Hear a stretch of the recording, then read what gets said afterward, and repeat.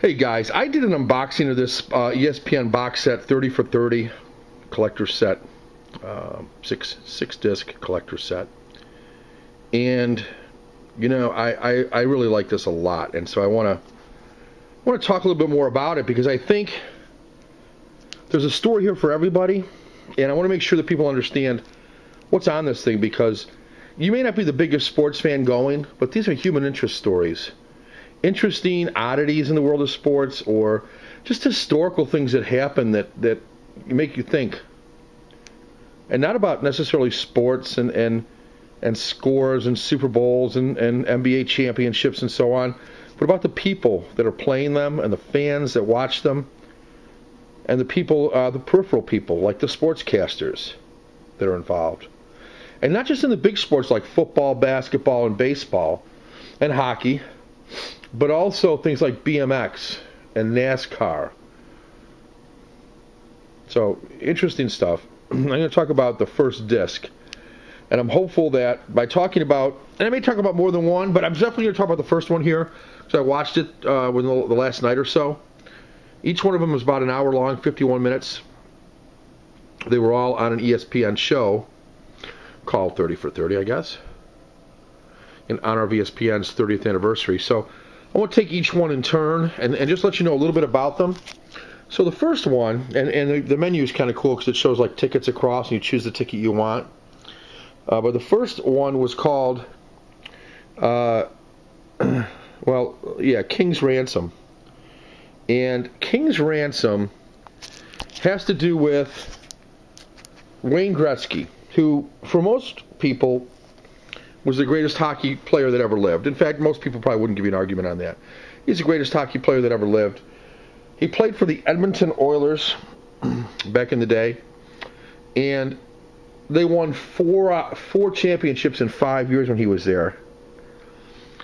And amazingly, shockingly, surprisingly, and forever changing the face of hockey, certainly in Canada and in the United States, Wayne Gretzky, at the height of his talent, was traded to the Los Angeles Kings, hence the King's Ransom, for $15 million and a handful of draft picks and a couple players. Now there are reasons for it, and they're financial, and the Edmonton owner was not doing as well as one might have thought with 4 championships, but to trade the greatest player ever when your whole town is revolving around him, and hockey is like religion in Canada. Just an amazing, amazing story. Now looking back, interviews with Wayne Gretzky, interviews with not only the then owner of the Los Angeles Kings, but the then owner of the Edmonton Oilers, who was burned in effigy. They had like scarecrows of the guy that they burned. They had protests. He was booed everywhere he went. He was truly a villain in Edmonton. And yet he brought hockey to Edmonton originally. And he's the one who first had Gretzky. So it's not like the guy was all bad, but certainly he was portrayed as the villain. And even to this day, I think many people consider him a villain in Edmonton. And of course, how did Gretzky change Los Angeles and the United States and hockey? Well, a lot more kids from LA than ever before started playing hockey. And now today, there are quite a few players in the league from California, when before you didn't see that. You just didn't see that. Of course, admission, attendance at the stadiums went up. You had all the celebrities, and it shows all this in the first episode there. So great way to start. Number 2 is called The Band That Wouldn't Die. That's a great story. The Baltimore Colts really started the NFL. Well, started it in that they were the ones, they were in the first national game or championship game against the New York Giants way back in the day, 1957 or 8, I think it was, and won. And it was the first televised football championship, and it was just a match made in heaven, and the game was spectacular. The Colts won it on a last-second field goal from Earl Morrall. Johnny Unitas, was just incredible in the game and was there for, of course, a number of seasons after that. Anyway, Baltimore had this great history with the NFL, a great history of sports in Baltimore, particularly football. And yet the owner of the Baltimore Colts didn't feel like he was getting the love he needed to get. In fact, the guy was an alcoholic. There's numerous interviews of him clearly drunk. He could barely get a door open at an airport, and he goes on for a 14-minute interview. They don't show the whole thing, but they show snippets of it. And his own son, looking back on it now, being interviewed over the last few years, said, you can't imagine in this day and age that this interview could have happened. This guy could be drunk in an airport with a bunch of reporters and him screaming at him. That's what it came down to. And at one point, not in that interview, but in another interview, actually it was not an interview, I think it was at the stadium, he was yelling at the fans and the sportscasters and everybody else who was there, saying, this is my team. It's not your team. It's not the city's team. It's my family's team. I bought it. I own it. And needless to say, he was not a popular dude. So anyway, they snuck out in the middle of the night in 1983 or 84. When I say snuck out, moving vans secretly came to the Baltimore Stadium. They loaded up the uniforms. They loaded up all the old trophies, including the ones before he even owned it. They took it all, but they didn't get the band uniforms because they were out to the cleaners, and they didn't get the instruments because the band got word of it somehow, and they got them out hours before the moving vans got there. The band played for years after as the Baltimore Colts band, but there was no Baltimore Colts. So just a great story of the band, and then, of course, the story of the Baltimore Ravens and them coming to town and how that interfaced with the band. And it makes me like the Baltimore Ravens. I didn't like the Baltimore Ravens much before I watched this, but I kind of like the Baltimore Ravens now because they really are the Baltimore Colts, kind of once removed. And I really despise the Indianapolis Colts for a lot of reasons, but that owner and that owner's family took that team away from some really true fans. I mean, these fans are crying in the bar and reminiscing, and it's just a great, great documentary. So all these show the old footage from when it happened. There was helicopters and news crews when the Baltimore Colts moved out of town. You can see the moving vans moving in the snow in the middle of the night, and then you can see the reaction of fans both then and today reminiscing about it. So really cool stuff.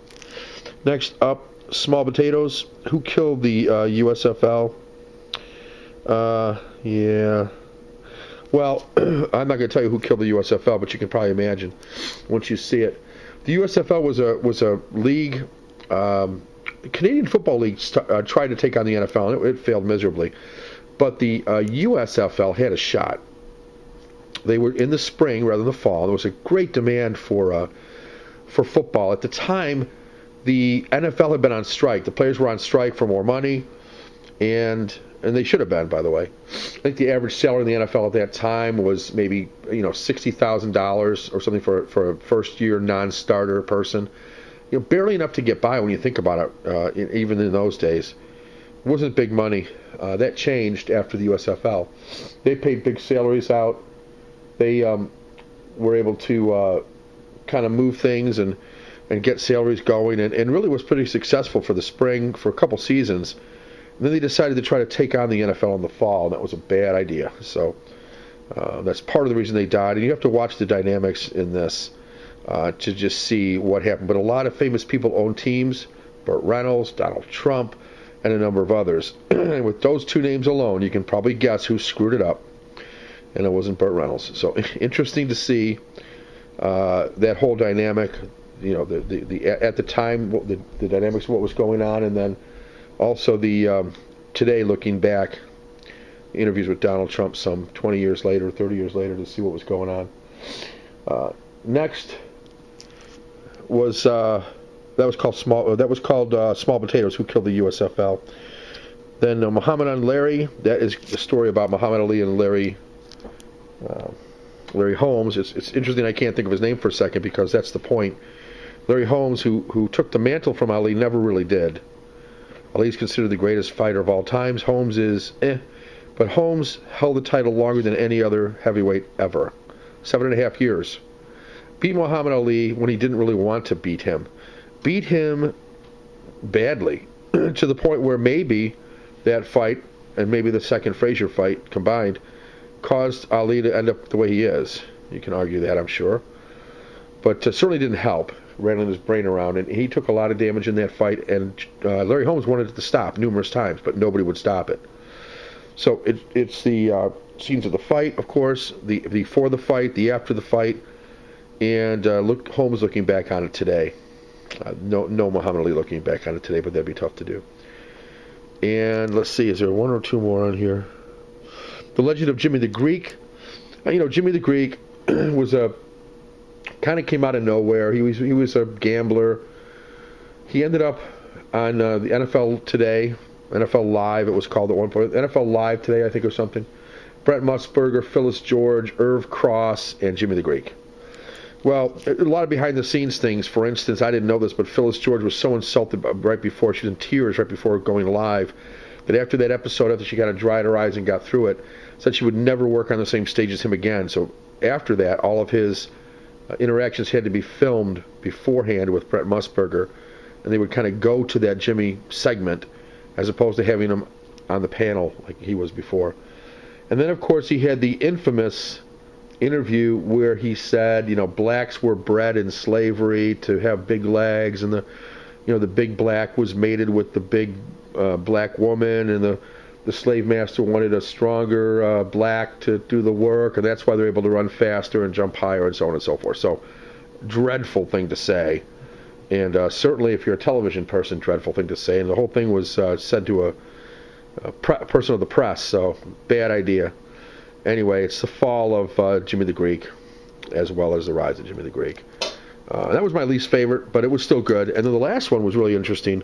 Was called Without Bias. It's the story of Len Bias, just a really talented athlete who played for the University of Maryland, drafted number 2 by the Boston Celtics, died 2 days later of casual cocaine use. The guy was far from a drug addict. He just sniffed a little bit of cocaine. I'm not condoning it, but certainly I'm not condemning it either. And the social use, somehow, I don't know if he was allergic or what happened, but he ended up with a seizure, stopped breathing, his heart stopped, and he died.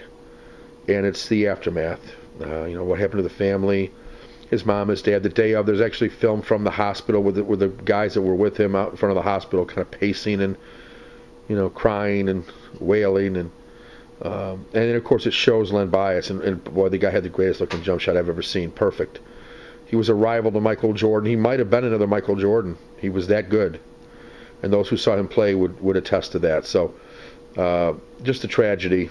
And, of course, it shows some of his basketball career, at least from the high school and college. But he never played a game in the NBA, sadly.